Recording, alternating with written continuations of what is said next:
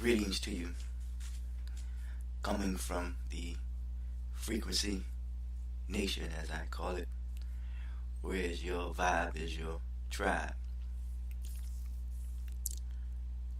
Always like to provoke thought, because one thing I realized that we know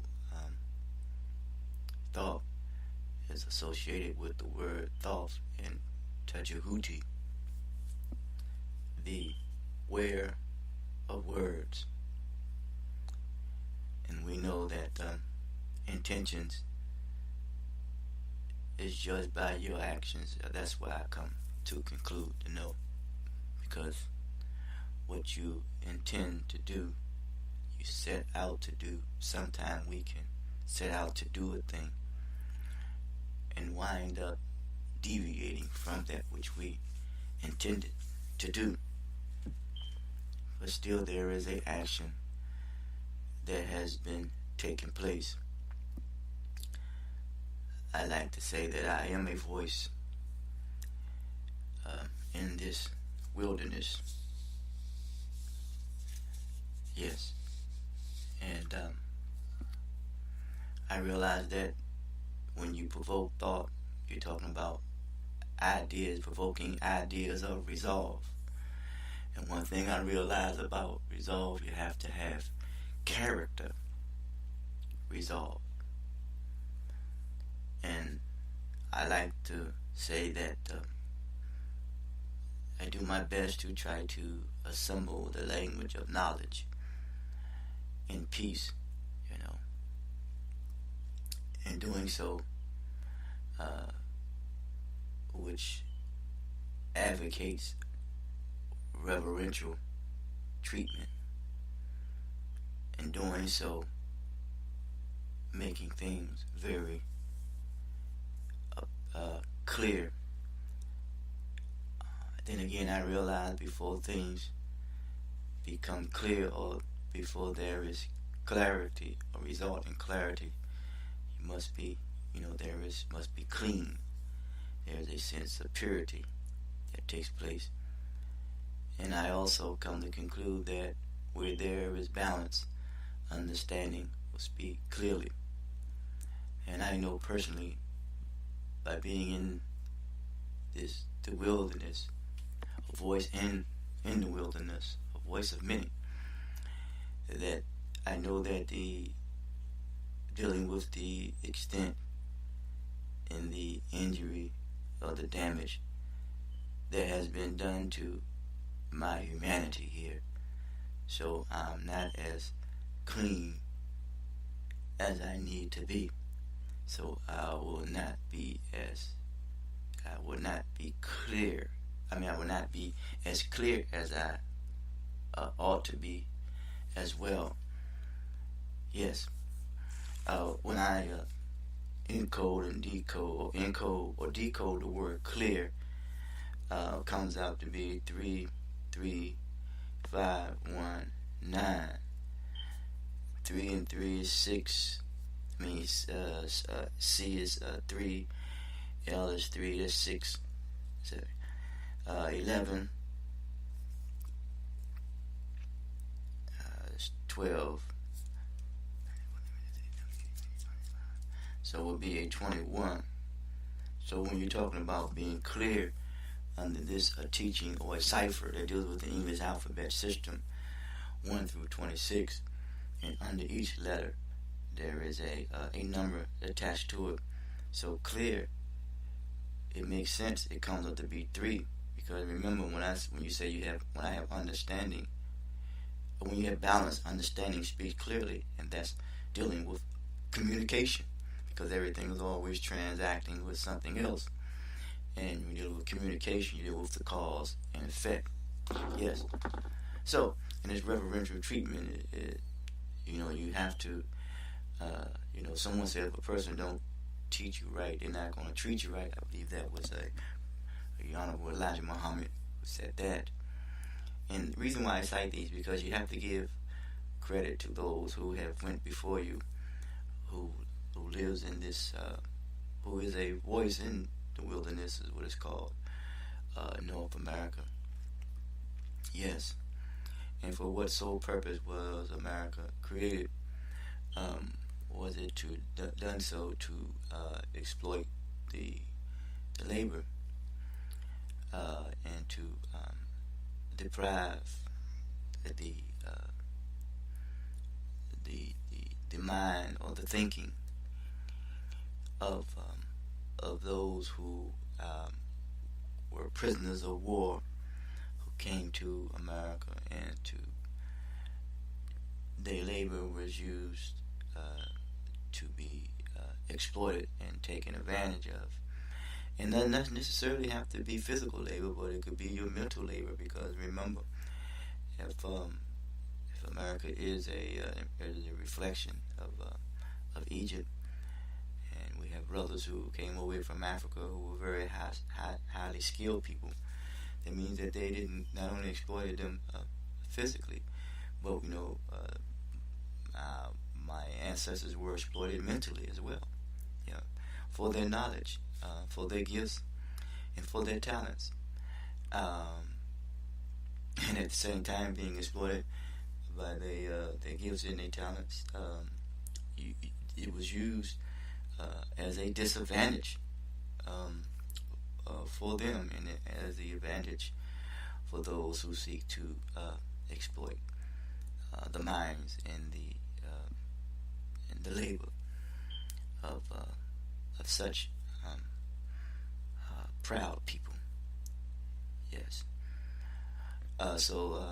Which puts one in a position um, to develop a sense of low self-esteem about themselves. So what is to be restored is the self-esteem. Yes. Um, Sister DeGru wrote a book, but I can't recall the name of the book. Yes, but needless to say, she made mention to vacant esteem. Which I mean, vacant, which means nothing there. And I cite that due to the fact that if people have more control of their lives, they spend less time devaluing others. So I realized too, you're dealing with trying to fulfill one's aspirations. When inspiration comes down, aspiration goes up. And you're talking about, trying to gain knowledge through doing. Yes, and due to the fact we know that knowledge is just merely a science, and you talk about science, you're talking about a living organism, which means something is always evolving and something is always growing. So therefore, we do not want to be underdeveloped in our intellect and in our intelligence as means of expressing ourselves and growing and applying what we know, because the hour has come where that we must come together as a family when it comes to understanding order, duty, and responsibility. Because when you deal with the hour, the word hour encoded, if you decode the word hour, comes up to be 26. 26 comes up to be 2 and 6 comes up to be 8. It means you'll be able to apply what you know. And you talk about a voice, and the voice is a 4 and a 5. Do with a 4 and a 5, you're talking about evolving and growing, and that which reflects the I am. That means the image. And we're talking about organizational structure, your flow, your currency, and that becomes or equates to one's humanity. Because remember, I stated earlier that people are reacting and responding to the extent and the injury and the damage that has been done to his or her humanity. Yes. So we want to talk about the foundation of knowledge is descriptive. So we want to build on the foundation of knowledge, and trying to build a communication system. I realized that the last thing that when Alexander went to Egypt, he destroyed the communication system. Communication system deals with the cause and effect and how we communicate with one another. When you're talking about communicate with one another, you're talking about creating a language, you see. Yes. And language is an aspect of one's behavior. Yes, because the greatest distance between us all is a misunderstanding. And out of understanding comes consciousness, you know. Yes. And also I realized that children are merely the extension of the parents' social relationships. Yes. We're born and conditioned and placed in a situation surrounded by circumstances consequently due to some previous activity that has been taking place. So it's through a dialectical, we can change through dialogue, you know, through dialogue rather than monologue. Yes.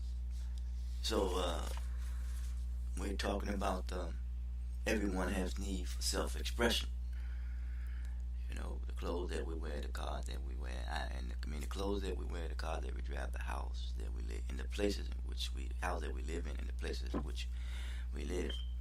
But the self-expression deals with the cause and effect, and it's I think George E. James in his book Stolen Legacy said this is what the Greeks mastered, you know, the cause and effect.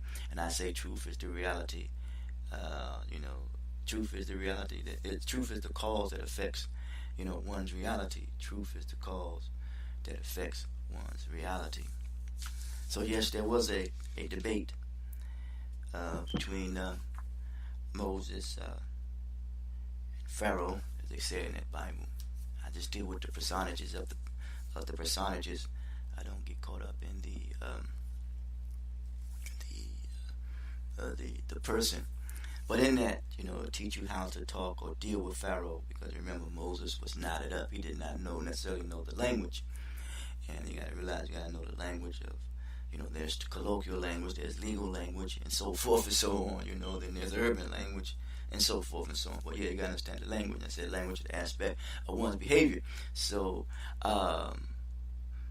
it's an earn to deal with Pharaoh. But the thing is though, Pharaoh was a title, and I think that people in any society abuse and misuse their title, and misuse and abuse their knowledge, misuse and abuse people due to the fact that they say that they have this illuminating knowledge of understanding is what is esoteric or so, that they know more than the other individual. So therefore, by them knowing more than the other individual, make the other individual feel cheap. But yet, when you talk about a voice in the wilderness, you're talking about a voice. Ever since you come out, any individual come out of their mama womb and they express themselves, that is their voice, and that voice is being heard, and that voice is given expression. And not only that voice is given expression, but you come out of that womb, you come out of darkness, you come out into light. You are alive, you are living, and you are in this atmosphere. You become aware. When you become aware, you realize that change is a product of human effort. You see, and when you realize that change is a product of human effort, then that human effort must be synthesized and must be unto a useful purpose. And one's true purpose is to reach his or her full potential, and not to reflect callousness, which means not to become unsympathetic. So you can tell when the end of the times and the hours in which we live, that more and more people, as Earth, Wind, and Fire say, child is born with a heart of gold, way of the world makes his heart so cold. So what can be, or what is consistent, is weight and measure, and that which we must give account for is our humanity, in the manner, in the way in which we relate and treat each other.